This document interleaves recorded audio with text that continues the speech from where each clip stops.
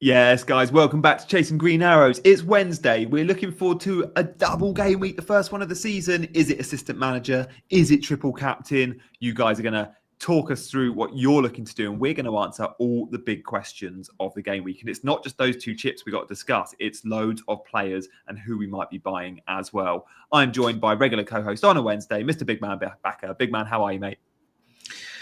Hello, Johnny. Hello, with all the listeners viewers. I'm doing well. How are you doing, Johnny? I mean, there's so many things to discuss. Yeah. It's, I just recently, before we just started recording, I sent you this list on WhatsApp. There were close to 20 questions that we have to run through.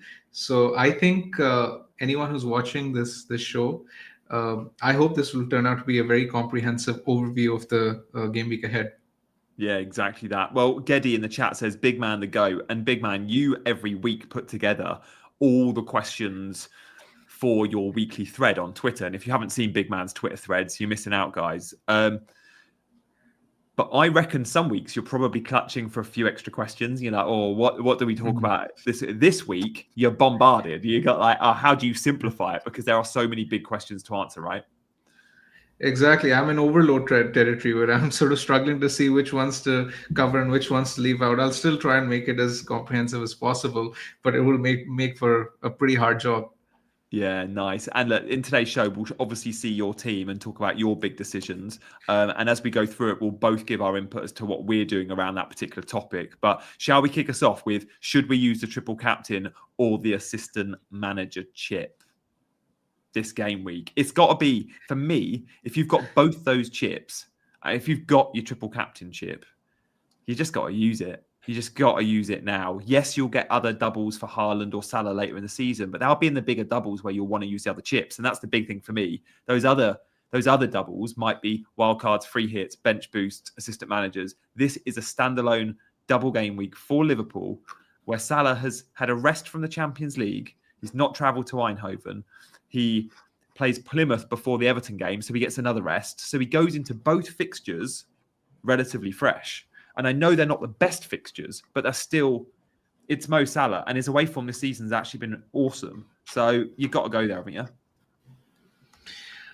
I think I would. That's the way I'm leaning anyway. I think the case you've put forward for Salah is fairly encouraging. Best player in the league this season in terms of XGI, output, whatever.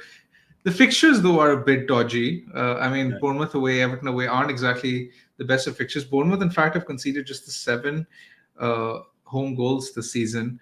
Everton, we know their games are usually low scoring. And even though Dyche is gone, David Moyes is cut from a similar cloth where he's going to prioritize defensive stability. So they might not be the fixtures where you'd expect a very, very high ceiling from Salah, but we've seen the guy go to Arsenal and get a 10-pointer. We've seen him go to Newcastle and get an 18-pointer. So I think might as well chance it this week. I think so. I looked at throughout the season, every time Salah has a blank, he pretty much has a big return after that. So you take any 2 game week window and you don't get 2 blanks from Salah. So with that in mind, especially, he's just so consistently good. And I'm with you. They are tough fixtures, but it's never going to be absolutely 100% bulletproof perfect. And this just feels like a good an opportunity as any. If you've used triple captain like me, though, I guess we should discuss that second chip now. If you've used triple captain or you're not using it this week, do you look at another chip? Do you look at using the assistant manager chip, and how do we feel about that? Before we answer that, Maliki said, thinking of going and Burmo captain with Spurs with so many injuries. I like that, Maliki. We're going to discuss Burmo and Gordon later, Maliki. And I know you're watching the whole show. So thank you so much for your super chat, but we will get to that. In fact, we'll do that question after the assistant manager. We'll do that in just a sec. So assistant manager chip. Do you like it, big man? Yeah, I think the opportunity cost of not using the triple captaincy chip for someone who has the double chip remaining, for example, someone has a assistant manager chip remaining, would be not to use the assistant manager chip this week. And I think there will be windows later on in the season where you can potentially use it. Now, I mentioned that those 2 fixtures could be potentially tricky for Salah. I think the same stands true for using the chip on Arne Slot as well, because I won't be totally surprised if Bournemouth or Everton got something off Liverpool. I guess you can make a case for David Moyes as well, like we have done in the past, to target table bonus. But I still believe for anyone, let's say, who's going down the assistant managership route, the best route is probably to go with Arne Slot, followed by Marco Silva next week, and then potentially, I think, a fixture for Leicester at home to Brentford, because Brentford don't travel that well.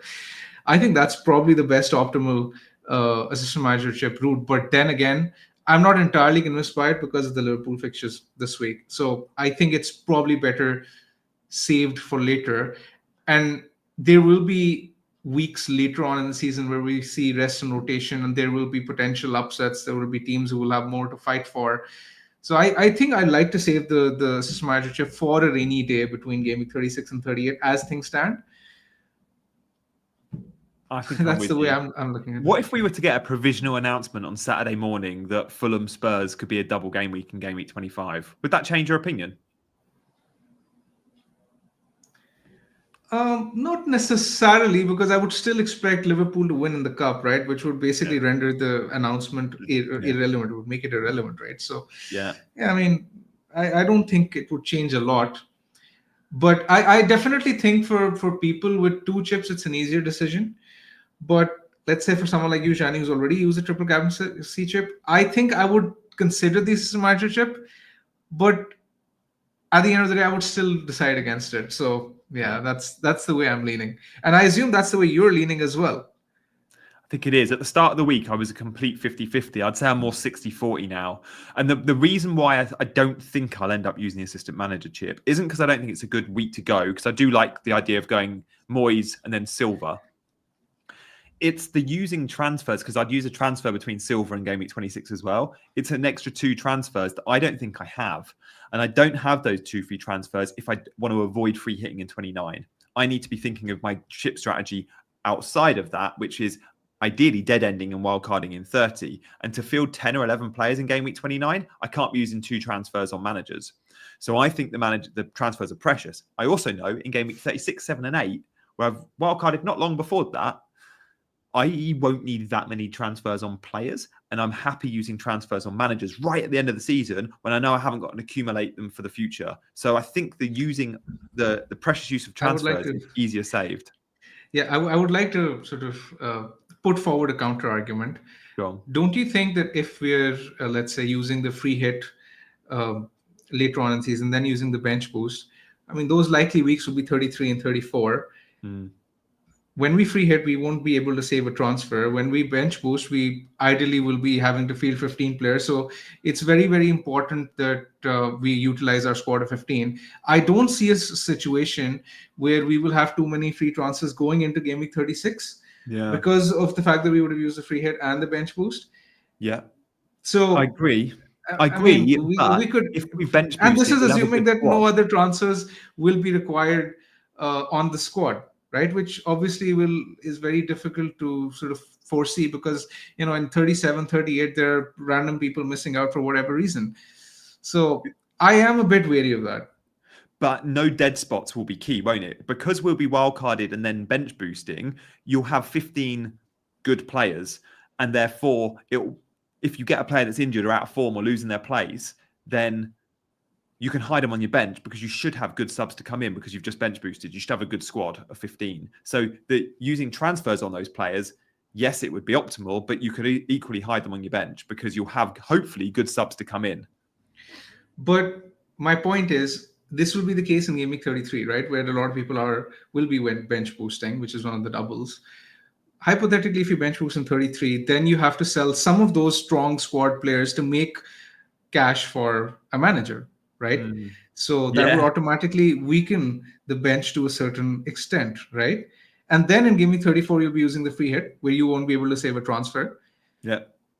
It is dicey for sure. I mean, I can see pros and cons to it either way. I don't think it is as straightforward. But it's just that I see more of an opportunity playing it later. I think there will be bigger gains to come, and there will be more easier sort of fixtures to follow. I mean, in the strategy that I mentioned, yes, Liverpool have relatively tricky fixtures to call this week. Even in 26, I'm not entirely confident on going for a Leicester over Brentford, because I would rather have a easier fixture to call. I mean, it's not exactly ideal No. either. Yeah. The only No, one I really like is Marco Silva in 25, which yes. I'm fairly confident Fulham will beat Nottingham Forest Yeah. at I home. like that too. 26 is a problem. 26 turns me off the assistant managership. There is nowhere I definitely want to hang my hat in 26, especially if you're looking for the bonus. So, yeah, it's a bit of an issue. 56% aren't using a chip this week, but a third of managers are using triple captain this week. All right, let's move on from chips. My camera's a little bit out of focus. Apologies, guys. I have it, of course, set to like idiot's guide mode where it's all just completely manual. Johnny, just before we move on, one final question which needs addressing. I've given my opinion on the best optimal assistant manager route this week. Let's say if someone was going for assistant manager route, what would we recommend? Which three managers? I really dislike the slot call. I don't understand why many are looking at slot. One, you can't get the mid-table bonus, and I think we should all be looking for some bonus with our managers. Two, it's two difficult-ish games, hard to call, so it's no guaranteed. If you're going for a non-bonus manager, it's got to be home bankers. These are not home, and they're not bankers. And number three, you should still have 3 Liverpool outfield players in your team. So Moyes is good. Silva's great in 25. I agree with you there. 24 and 25 would be my route. 26 is a bit of a problem. I'd use a transfer on it and probably try and get a bonus out of someone. I don't think that would be Leicester Brentford though. So yeah, there's very few fixtures with bonus in 26, which again is the issue. It's a lot of teams playing teams within 5 places of each other. So yeah, don't mind it.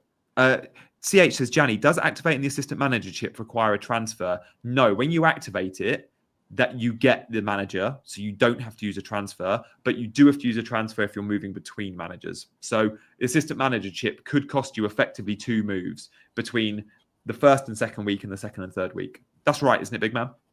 That's correct. That's correct. Should we talk Mbermo? Because Malachi's super chat was about Mbermo, and we have got, should you sell Eze from Mbermo? Should you sell Odegaard from Mbermo?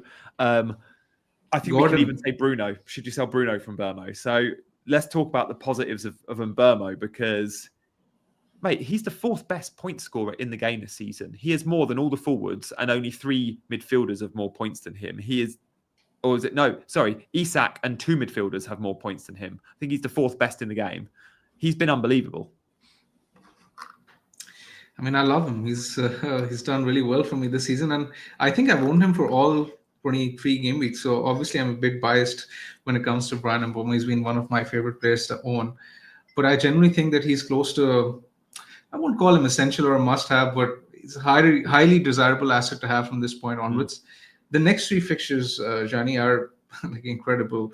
You look at Spurs at home this week, then they're playing West Ham, then they're playing Leicester. I mean, there's goals in those fixtures, and the beauty about Brian is that he plays 90 minutes every week. I mean, it's a shock to me when he gets subbed early or anything of that sort, because he's averaging close to 89 minutes this season, which is crazy. So I mean, these are exactly the kind of players I like to own, nailed on penalties, playing for a decent attack, and with the fixtures to come, I think there are points to be had. Having said that, I think the bigger question is, who do you sell to make way for him? And you mentioned some of the players. What is your opinion? My opinion is he's the best midfield buy in the game if you can afford him. But if your squad is set up for Salah, Palmer, and then many do have an Eze or an Odegaard or a Bruno, you probably make that swap if his name's, or a Gordon. If it's Gordon, you swap him out. If it's Eze, you swap him out. If it's Odegaard, you swap him out. You bring in Mbermo for those 3 players. The big decision is, what do Bruno owners do? Because Bruno's, I know many will say Man United are rubbish, but I think Bruno's a very good FPL option. And I think if I was on a wild card, I'd go Mbermo over Bruno. But I think it's so close. It's such a close call that I don't know if I'd use a transfer on it. Bruno, by the way, guys, I know he hasn't been hauling, but Palace at home's a good fixture. Then he plays Spurs, great fixture. And then it's Everton, Ipswich. Okay, Arsenal in 28, but 29, it's Leicester. I own Bruno and I want Mbermo, and I think I'll end up sticking with Bruno and just trying to cover that Brentford attack with Visser. And we'll talk about Visser in a minute. But it means I'm going without Mbermo till a wild card, which is a bit rubbish. What would you do? Would you replace Mbermo for Eze, Gordon, Odegaard, and Bruno? Yeah, it's not often that we agree on every single thing, Mm. but I think in the past 2 to 3 minutes, the points that you've made, I agree with every single one of them. And I will just run you through very quickly as to why. I would sell Gordon because yes, he has Fulham at home this week, but I mean, Bomo has Spurs at home, which is arguably a better fixture, and there's a chance that Newcastle blank in 29. I mean, there's more than a chance. It's looking very likely at this point. Brentford don't. So I Yeah. think that's a very good long-term switch from that point of view. Uh, Same with Eze, likely to blank in 29. It's an okay fixture against United this week, but some of the best fixtures for Palace are actually gone. So uh, you can afford to sell him from Bomo. Again, I mean, let me reiterate. I don't think Gordon and Eze and Odegaard, these guys are must sells. I think these are good players to hold. But let's say if you don't have place for Mbomo, then I would probably look at selling. I would now come to Odegaard. I again think he's an okay player to hold. It's just that Mbomo is a better option. Arsenal's fixtures after next week are actually really, really good. So when you look at Mm. them, they're playing Leicester and West Ham in the next two fixtures after this week. So I believe a lot of our discussions in the times to come after this week will be centered around Arsenal attack. Uh, with Bruno, it's a lot more tricky, like you mentioned. It not only does he's been sort of blowing hot and cold in recent weeks, where you don't exactly know what to expect from him.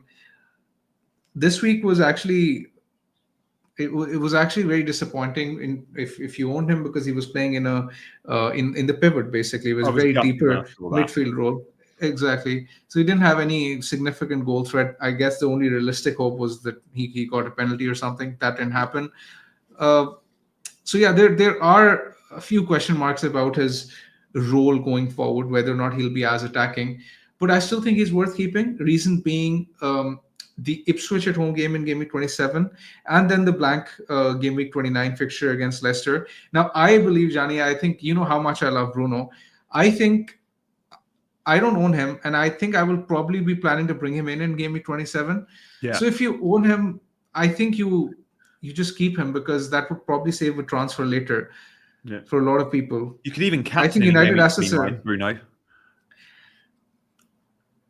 I wouldn't go as far as to say that because there's a certain Erling Haaland that still exists, but he will be a very good option to have at that point, and that's one of the reasons why I think I probably won't recommend selling him. Yeah. So how do you get in Burma if you've got a midfielder, Bruno, Salah, Palmer? You probably can't. You'd have to sell it, get money out of a Trent, I would, or an Isak. And I'm not selling Trent or Isak at the minute. So if you're going without Burmo, Vissa. Can Shani, you I cover him a would bit? like to. Not necessarily. I mean, Visa is a good option in his own right. I don't think he's a bad option. I think I would probably get NDA over him though this week simply because of the Ooh. double. Yeah, Wow. I did not expect you to say that. Well, I guess I I, I should love because I I know love you've got. Brentford attack.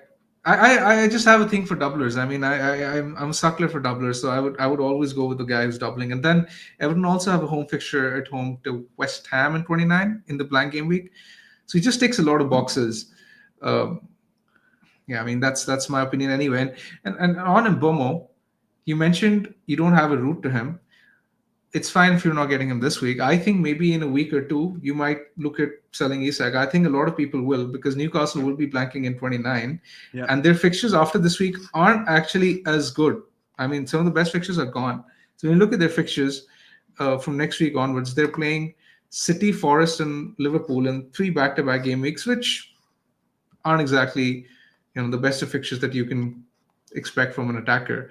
So I Mm. actually think that Isak is pretty much sellable soon. I'm not saying sell him this week or next week, but soonish. I think a lot of people will be selling him. Interesting. The no fixture in 29 is a big one. And before that, it's a trip to West Ham and then a trip to Anfield. Hmm. Hadn't looked at that. I That's don't exactly think I the point I'm will, trying to but make. let's see. I think I'll end up selling him in 29 though.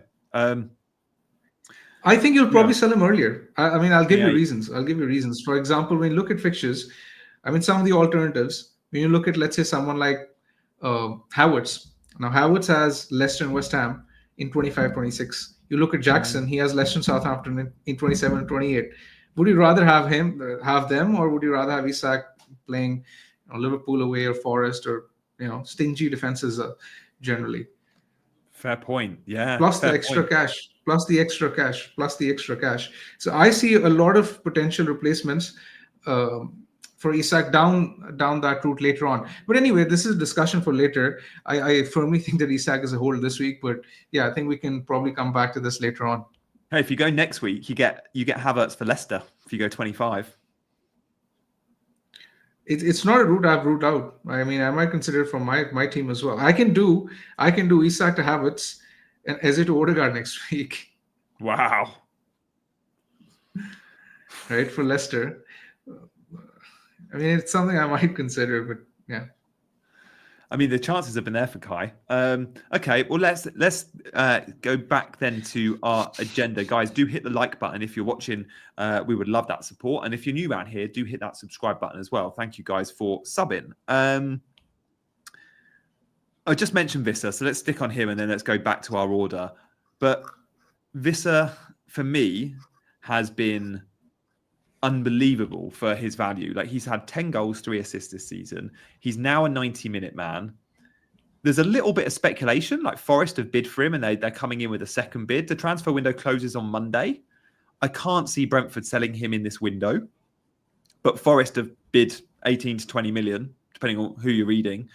And if they're coming back with an improved bid, makes me a little bit edgy, but you've got to assume he's going to be around. And if so, he's paid 90 in 6 of the last 7. The entry point is Spurs at home. West Ham, Leicester, Everton. We've said how good the fixtures are from Bournemouth. Same for Visser, 6.3 million, 10% owned. I think he's a lot better than João Pedro. And I own João Pedro and plan to keep him. But the more and more I look at Visser and the more I consider that I might not be able to get to Bournemouth, I just wonder if Visser can help cover some of those points. Now, I know he's not as good as Bournemouth, but he's still playing for a very good attack that create big chances with good fixtures. And João Pedro is playing for a very average attack at the moment that's not creating big chances. I don't think João Pedro is a sell, personally. I just love his price. No. I just love his price and the fact that he gets minutes. Him and Visser. What was it, 0.5? Yeah, but is it warrant using a transfer is what I'd ask. I don't think so. I think both of them are fine picks, but I don't think I would swap one for the other. That's the point I'm trying to make. Very similar to I wasn't my looking at thoughts. that move until 24 hours ago. Yeah, I mean, I think João Pedro is probably worth keeping because of I his had a price, reality really. check, though. It was, how the hell do I get Mbeumo in this team? And I couldn't find a way without selling Bruno. So that then led me to, if I'm not getting Mbeumo, I need Brentford attack. I need Brentford attack, I need Bournemouth attack. They're 2 things I have to have by next week. And I want a Bournemouth midfielder and I want a Brentford attacker. And I think it's going to end up being Visser. And it means selling João Pedro, who João Pedro hasn't got the best of fixtures. Like, yes, I think he's got a Southampton game coming up, which is like the big money game. But it would be so Brighton for him to be benched in that game. Like, who knows? I know he's playing 90 at the minute, but if he keeps blanking, and you could see, like, I don't know, you could see a pairing of Rutter and Welbeck. Who knows? He's their best player, best attacker. I don't see him a world where he gets dropped personally. I mean, the good thing about his price is that he can be benched in certain weeks, right? You don't have to play him every week.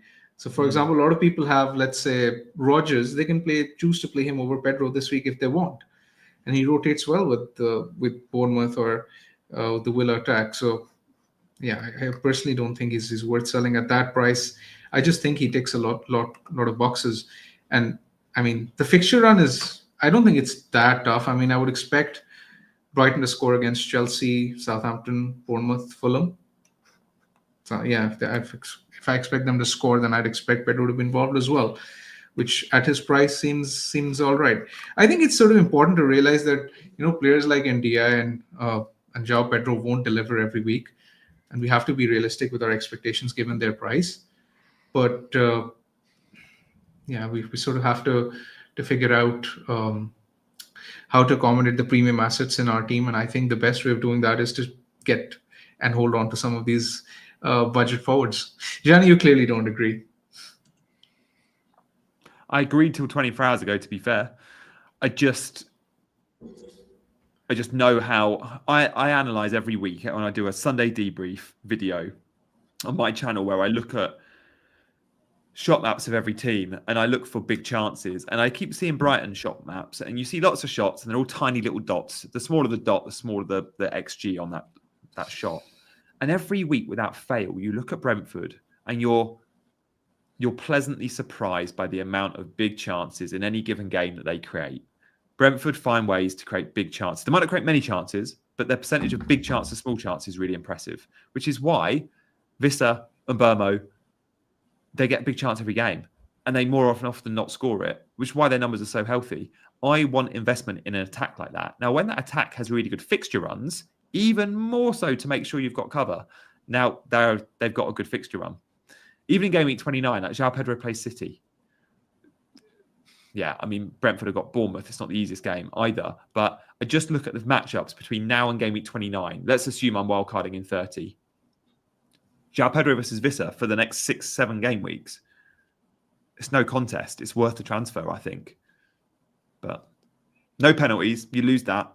Maybe some early subs. João Pedro. I just think better use of transfers will be there later. Like a lot of people have loaded up on the likes of, let's say, the Palace players, Newcastle players, potentially even the Liverpool players and the Villa players. And if you're not using the free hit in 29, you will need every transfer later. So using a transfer on João Pedro to Wissa, I would use one on Mbomo because he's different gravy, but using one on Wissa, I don't think I would do that personally. Fair point. I will explore the Isak out route just to have a look, but I can't see myself doing that. But yeah, we'll have a look at that. One thing's for sure, though, I'm having that Brentford cover, whether it's Vissa or not, but very soon. Can I find a route to Mbomo? Can I sell Trent next week? I don't want to, but I don't think so. Wolves at home. Liverpool are Wolves at home. Why would he sell Trent? Because Mbomo's better than Trent. I mean, find a way to keep both. Is what I'd say. Oh, maybe I just sack off Bruno, although I think I'll kick myself if I do. I can't be asked with watching Bruno in the midfield too again, though. I hope that's not going to continue. What do you make of that? I was surprised to see that happen as well, but I just think it's something which happens tactically. It depends on game to game. I don't think it's something that will stick in, let's say, the significant majority of fixtures. I won't expect it to personally. But you never know. Saw it away at Arsenal. We've seen it away at Fulham. It seems away in some of the tough fixtures. Away to Liverpool as well, if I'm not mistaken. Was it? Yeah, okay. So it's a bit of a pattern there. Let's talk about Liverpool. Which Liverpool players are best to own? And should those with double Liverpool defence move to a Gakpo? I have Gakpo. He was my hottest tip last week. I'm so glad loads bought him. I think if we did a poll, do you own Gakpo, yes or no? I reckon over 50% of the chat will be on Gakpo. He's real community pick. I don't think you make the swap, though. If you've made your bed with double defence, you've probably got a lay in it, haven't you? I agree, because it's two transfers. I mean, it's two transfers and you've already made your bed. It's a transfer which is purely driven by FOMO, and it doesn't make too much sense to me. So I think if you have double defense, I just think Liverpool defense in recent weeks have been very unlucky not to keep clean sheets, given how good their defensive data has been. And sooner rather than later, especially considering how good some of their fixtures are to come, Wolves at home, I would expect to be clean sheet, potentially Everton away as well. Bournemouth would be tough, but you never know. I think double defense is fine as well. I mean, I got Virgil last week, and that was a bit of a disappointment. So it's a pointless clean sheet wipeout. It really was from Greaves late on. Ipswich weren't able to lay a glove on Liverpool all game, and just no XG see that until corner, like the 90th minute. Exactly, and just to see that corner cross and go above the heads of Kanate and Van Dijk, I mean, it was so frustrating. Yeah. Outside of Gakpo, I do really like Szoboszlai. Seeing him last week, I was like, "Whoa, you're playing as a false nine almost." Him and Diaz were sort of dual nine and a halves. I don't think I'd go there. Gakpo's the better pick, but if you want to punt, I prefer Szoboszlai than Diaz. So yeah, don't rule the Hungarian out, guys. If you want to go really punty, his average position's really tasty at the minute, and obviously he's scoring points. But Gakpo's great, and Gakpo is the only one out of the the real big names that has travelled to Eindhoven because it's his old club, but the others are all getting a rest. So that's also great for Mo Salah captainers. Should we talk about Everton players? You're going to go triple Everton, are you? I already have gone triple Everton, Shani. Nice. I will show my team later, but yes, I mean it's more of something which is team dependent rather than something I would actively recommend to everyone. For example, I had Flecken, and I just thought that having a Brentford keeper in place isn't going to take me anywhere. I've had him for basically the entire season, and they tend to give up big chances every game, irrespective of position, whether they're playing, Ipswich, Southampton, Leicester. Their defensive data isn't great, so I thought that I'd take the double game weaker. And Pickford would cover me well for the next few weeks, and then I can potentially wildcard out of him. But again, not a lot of people will be in this position. A lot of people have Allison, for example, which is fine. But I think for a lot of people with, let's say, Raya, you can go to Pickford. You get the extra fixture this week. You get the save points. Raya's playing against City, so there's clearly a game to be had this week, and it does free up some cash. So I think that transfer makes sense for a lot of people. And then I sold Raul for NDI. Again, Raul getting subbed very early, close to 64, 65-minute mark. Again, it's been a lingering concern ever since I bought him, and I just thought the time was right to get rid of him. The double in 25 looks unlikely at this point, even with the announcement. So that was one of the reasons why I sold him. Nice. Fair enough. I don't like the Pickford Raya shout. I don't know. I don't think I'd make that move, but I get you would. And I do think Pickford's a good buy. Sells to Pickford, you'd make that move, would you? That's what I'm looking to do this week. I would, for sure. Yeah, sales to Pickford seems good. I just don't like Everton attackers, but I think if you're buying an Everton defender or a goalkeeper, absolutely there for it. We've had a gifted membership from Nath Moore Havertz. Thank you so very much, mate. Thank you for gifting that membership. Thank you. If you own DCL or Raul Jimenez, easy sell. You mentioned Ndai, but any other budget forwards you'd go to other than Visser and Ndai? I just don't think there's any other option. I mean, if you've had TCL, I just guess moving him on for NDI is inevitable. Beto isn't someone I would consider personally because Everton are in the market for a striker. And even though I would expect him to get more chances and the better XG than NDI, I think what the critical point here is that you would want availability in Game Week 29 as well. And I don't think that will definitely be the case when it comes to Beto. Yeah, okay, nice. I think Matt was gifted that membership as well, so congrats, Matt. We're getting through these questions well. We've done all the Mbermo questions. So, Chris Wood, he's sitting in a ton of teams. He's been really consistent, didn't score points last time out, but Forest had an off day. Do we keep Wood? Do we prioritise a sell of Wood or João Pedro if you're buying a full Wood? Where do you rank them, and what's your feelings on Chris Wood? I think Wood is fine to keep, but if you're selling one of them, I think I would sell Wood personally. It's just the price. I mean, Wood is significantly more expensive at this point. Isn't he? Exactly. So that's why I think I would rather sell him.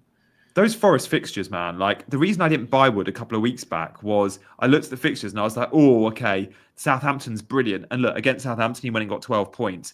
But the fixtures around that, Bournemouth, Liverpool, were tough ones. Now, he did. He went and scored 9 points against Liverpool, and I don't think many saw that coming. But now you're entering Brighton at home this weekend's not bad. A trip to Fulham, trip to Newcastle, then it's Arsenal, Man City. That is a proper tough run of 4 games. That's why Matt Sells is probably leaving my team. Yes, they can keep a clean sheet against anyone. Yes, Wood can score against anyone. But you have to consider other options. And in Brentford and Bournemouth, you've got 2 fantastic attacking teams with cheap players, as well as obviously all our usual suspects in terms of sort of the big 6.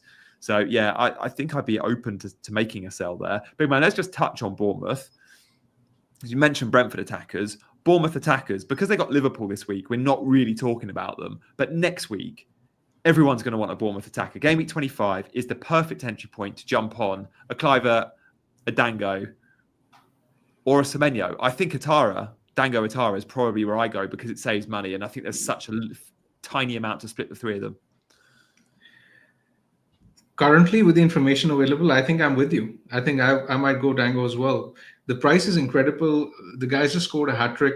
He's played 90 minutes in each of the previous three fixtures. Yeah. And because Bournemouth have performed so well, I mean, they're unbeaten in 11 games in the Premier League, which is really good. Yeah. I don't see that changing. I think he will keep playing as a striker because it's a formula that's worked really well.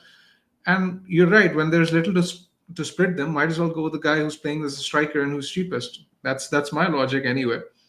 And I think Bournemouth will form a very important part of a discussion next week. Again, I would like to mention that some of their fixtures to come are really good, including a home fixture against Brentford in game week 29 and then a home fixture against Ipswich in game week 30. So, I mean, there's a very, very strong case to buy a midfielder, potentially even two. You don't exactly have to just get the one. Yeah, that's so good. Like, I'm with you there. I know I'm going to be buying. There's a small chance Bournemouth go and buy number 9. I can't see it. Certainly not a starter straight away. But just keep an eye on the transfer window. It closes on Monday. So again, for our transfers in game week 25, we'll know by game week 25 if Bournemouth have a number 9. Evan Nilsson's still out for a while, I think, Sokan. I don't think we need to. I'm just going to check Evan Nilsson's due back. And obviously, Enes Unal's out even longer, I think. Just looking now, Evan Nilsson, I mean, it's a foot injury. It says unknown return date, but I'd be surprised if we see him before March. We're not seeing him before March. Yeah, I mean, I would expect him to be out for slightly longer. I'm just Googling it to see if there's anything, or maybe someone can let me know in the chat. But Johnny, my question to you is, who are you looking to sell to buy Bournemouth next week? That's my question. So I own Rodgers and Enzo. Now I'm happy hiding one of them on the bench and selling the other. Rodgers is definitely a sell. The problem with Rodgers is it's Ipswich in 26 where I would be starting him. But the problem for that 25. So yeah. Do I sell? I'd like to sell Rodgers because I've got more money tied up in him and he doesn't play in 29. Enzo, I would only ever need to play in 29 and will hide on the bench.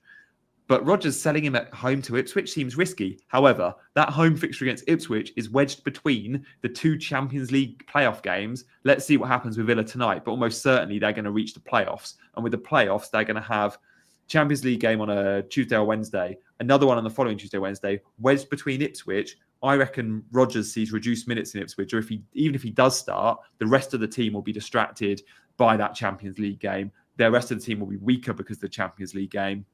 I've definitely don't see that Ipswich game as like, yes, it's a huge risk selling Rodgers, but I definitely think Villa will be weaker than we assume because of the Champions League. Yeah, that's a fair point. And currently, given my team, I think I would probably sell Rodgers as well. But yeah, selling before a home fixture against Ipswich is a bit tricky. And again, I think I'll make this decision later, depending on minutes or whatever information we have at the time. Yeah, he does get the 90 a lot, and he even after Champions League games, he is a bit of a minutes monster, Rodgers. It's just more, even if he gets 90, what's the effect on the team? Like, where the team at, and what other rotation is there in the team? I don't know how I feel about selling Rodgers against Ipswich. Like, I'm so 50-50 on it, but I would like to sell him over Enzo because of that fixture in 29. The fact he doesn't play. I also like the fact that I get more money out of Rodgers, and I don't know if I'll be buying him back on wildcard. I've got 0.6 tied up in him. Do I look at my wildcard in game week 30, 31 and think I'll need Rodgers for the end of the season? Probably not. We're of a mixed bag of fixtures. If they're in the Champions League, they got the distraction. And there's so many good 5 million mids when we include the Bournemouth guys. At the moment, I prefer 2 Bournemouth 5.5s than Rodgers. So, yeah. We'll talk about that next week. Shall we discuss your team? We haven't seen it yet, and we've got 15 minutes left to do some questions as well. Let's have a look at your team because you've made your transfers early.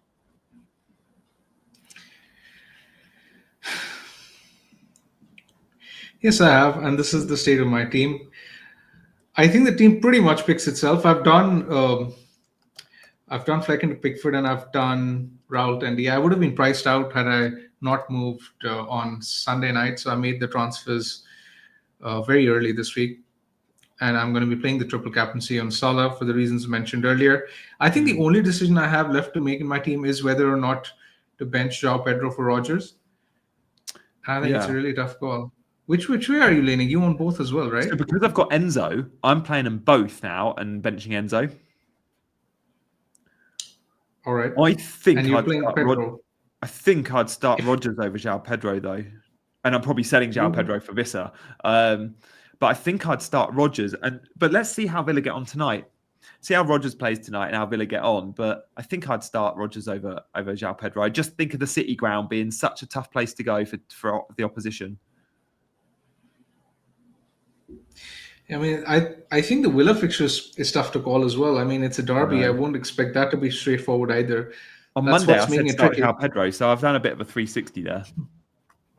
Yeah, I mean, it's a bit surprising. But anyway, I think that's the only decision that's left. And we'll discuss further on Friday, depending on, if we hear any info, Rodgers' minutes this week. That might influence my decision-making. But as of now, I have it on João Pedro because of penalties. Yeah, and that's what I said. Future transfers are tough to say. I will be saving 2 transfers, so I'll go into next week with 3. And it's difficult to say what I'll do. I could easily save again, I guess, or maybe look at bringing some Arsenal in. Yeah, I mean, maybe some Arsenal or Bournemouth, because Bournemouth and Arsenal both have an outstanding run of fixtures to come. But these are the 2 teams I would be most interested in. Because I must admit, I've looked at the Arsenal fixtures and gone, I might go without Arsenal till a wild card. And I don't have any Arsenal defenders, remember. There's 1 or 2 good games in there. Sure, their Arsenal no fixture looks that bad, but Leicester is nice in 25. But I would argue, okay, West Ham at home's all right. Forest away is tough. Man United, Chelsea, they're just games where you sort of go, anything could happen. Are they or not? Are they predictable Arsenal 1-0 wins? Because that's what Arteta seems to do. I think even if I get an Arsenal attacker, I think I would probably get him with the view of moving him on to a Chelsea United attacker in 27. So let's say if I get Odegaard, I will sell for Bruno in 27. Or let's say if I get Havertz, I'll sell for Jackson in 27. It's only going to be for 2 weeks against Leicester and West Ham. And I think those 2 fixtures are fine. Leicester win, West Ham at home. I would expect Arsenal to score, I don't know, minimum 4 goals in those 2 fixtures. It's fair. I guess it's worth noting those fixture runs that we've got coming up. Game week 27 is a midweek round. So game week 26 is weekend, 27 midweek. And because of that, I just wonder if there's a bit of rotation that we don't expect. So for example, Nicholas Jackson, when Chelsea play midweek in Europe, Jackson misses out. Does Jackson play on the Saturday versus Villa and then the Tuesday versus Southampton? Or does he miss that Southampton game? Don't know. We might see a few surprise selections in that week. Now that's tricky to call, Johnny. That's sort of tricky to call. Because, some might look. I know this sounds bonkers. Also like to Isak to Jackson. Yeah. I would also like to touch a bit on Gabriel. So a lot of people have 2 Liverpool, for example. They don't exactly have a route to a 3rd Liverpool in their team. Gabriel to Konate or Van Dijk, is that a move you would consider? I think I would. Yeah. I think I would. I really would. And that's just part of the reason why I was okay selling Gabriel. I thought a lot will actually be forced to sell him to get to Liverpool asset. If Liverpool kept a clean sheet last week, loads would make that move this week. Gabriel to a Liverpool defender, if Gabriel to Virgil van Dijk, for example. But because they didn't, and Arsenal did, if that was flipped, I think they'd go, Arsenal haven't kept a clean sheet in 5 now. Liverpool got the double and they've just kept it clean. So it's amazing. You take those 2 goals swap and you see very different transfer trends.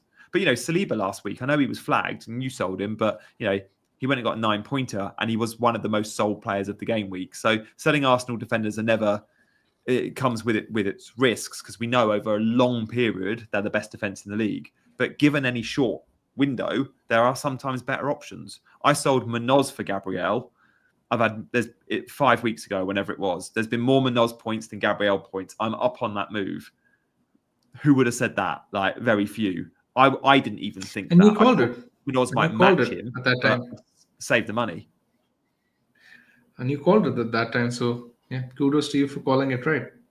Yeah, it's risky though. Gabriel's so good. We need to also remember Gabriel doesn't score from every header, and the way we all talk about him, and I include myself in this, it's like can't say Gabriel is going to get a goal. Gabriel gets 2 or 3 goals in the Premier League a season, on average. Gabriel is not going to finish the season with 7 goals, so let's not assume that he scores every couple of games. He doesn't, and history tells us that.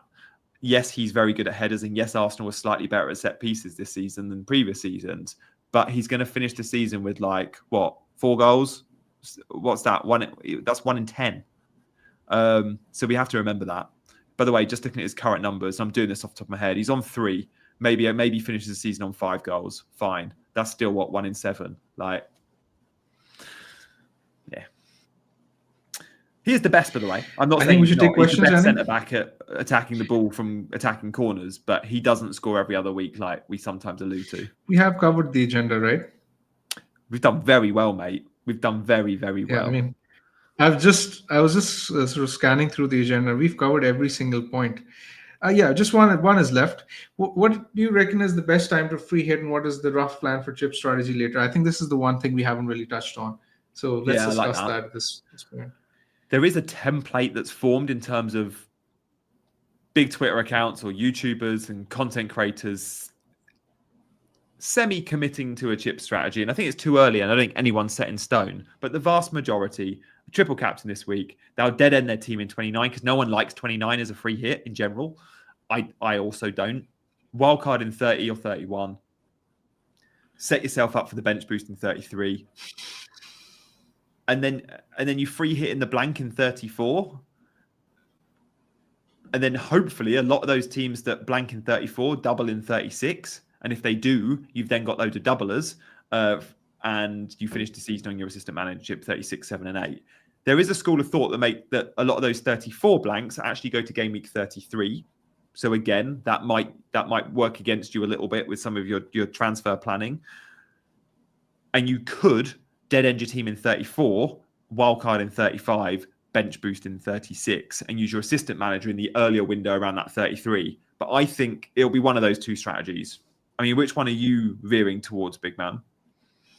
Yeah, I think one of the reasons why I accumulated so many transfers in recent weeks was because I wanted to make sure that Game Week 29 was easily manageable without having to use the free hit chip.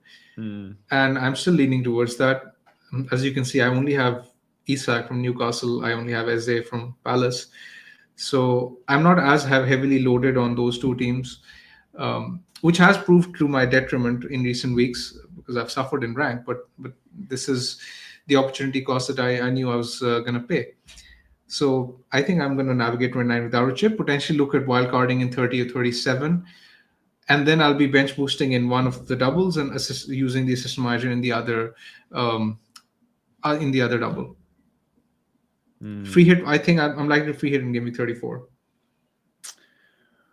Yeah, the idea of dead ending in 34 and wildcarding in 35, I don't mind it. It's just the idea of using wildcard, which is the best chip. Wildcard's even better. Wildcard's great.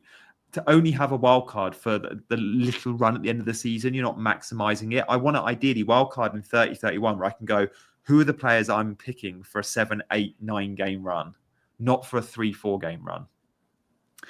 Let us know what you're thinking in the chat. And look, we'll continue to talk chip strategy on this channel. I feel like next week we're going to know a lot, maybe 2 weeks' time, we're going to know a lot more because we'll know the outcome of those EFL Cup semi-finals. And with that, we know about the blank 29. And then we can definitely confirm whether or not we're free hitting in 29. Some might be forced to. I'm not opposed to getting 10 players out in 29, by the way. When you look at 29 fixtures, I'm not for the sake of it going to use a transfer on a rubbish defender just to get 11 players out. I could sell Lewis Hall for a very average defender that gets 2 points. What will be the point? Maybe I don't go there and use a move there. So I could field 10, but make sure I've got my full quota of attacking players still. It also depends on when you're using the wildcard, right? Because I do think that there could be a case for Game Week 31 wildcard over Game Week 30, like we did mention the other day. Yeah. Right? Because we've already sort of mentioned the Bournemouth mates. Bournemouth are playing Ipswich at home in Game Week 30. So if you're loaded up on Bournemouth, that's a nice week. Similarly, if you've made the Salah to Haaland switch in 29, City have Leicester at home in 30, which is again a great fixture. 31. In 31, sorry. No, in 30. In Oh, 30. sorry, in 30. Yeah, no, Yeah. it's 30. Yeah, Right, in yeah. 30. In 30, yeah. So you Yeah, could you might potentially have wild card out triple. of it You in might 30. buy triple City because you might dead end in 29 and go, I'm going to have triple City versus Brighton. And I probably, and maybe we haven't seen enough from City to invest in them for the run in. But you go, if I keep them another week, I get triple City for Leicester. And then I can go down to one City or no City. Exactly. So there is a case to be made. But yeah, I mean, I'm currently rolling with triple Everton, so the chances of me not wildcarding immediately after 29 Who have appear to be Everton slim. got But in 30? Everton have a tough fixture, if Oh, I they're at remember Liverpool. correctly. They're at Yeah, Liverpool. exactly. They have Yeah. exactly. So, but yeah, I mean, it's Pickford really, right? Mikalenko will be hidden, and Di will be hidden, Yeah. so I could still be fine. Yeah. I'm all right about it. Do you know, I was so apprehensive about making the sales to Pickford switch, but I think they're there. I think they're all right. The save points in the bad fixtures. You trust Moyes for clean sheets. And I just feel like Forest might start falling. I mean, it's a small sample size, that Bournemouth game. But they got absolutely hammered. The thing with Pickford is that if Everton are to keep a clean sheet, which I assume they will keep some cleans between now and give me 29, you would expect bonus points from him as well. Because Yeah. with the way Everton play, the passing accuracy of some of their centre backs and the full backs isn't up to speed. I mean, it's not exactly optimal. So they don't get the bonus points accumulated for passing percentage. And because of low Such an pass interesting completion, I point, think that. Pickford could be in for some hauls. I mean, he was unlucky not to have an assist this week. I mean, imagine the frenzy had he gotten an assist this week. Yeah, such a good observation that. I mean, Pickford does have more bonus points. Only one more than Sells this season, but more than Sells. But in BPS, actually in the accumulative BPS score, Sells is 329.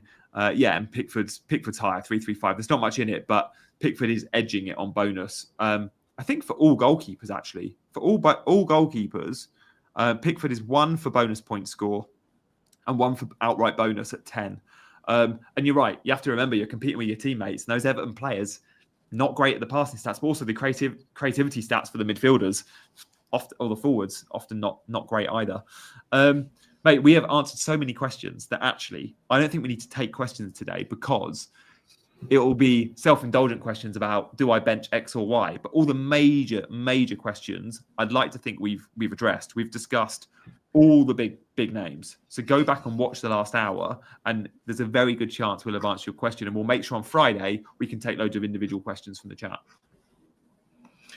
I think I agree. This hopefully was a very comprehensive show for everyone who watched. If you have any feedback, make sure to leave it in the chat or in the comments down below. And thank you all for watching. Make sure to like the channel, like the video, subscribe to the channel, and see you all on Friday. Yeah, good stuff. Thank you, mate. And thank you for Freddie and Geddy, Pearmonger, all putting their thank yous in the chat. And thank you for all those that have put comments in. We read every one. If you're watching on demand, drop a comment, like and subscribe on your way out, and we'll see you on Friday lunchtime. Bye-bye.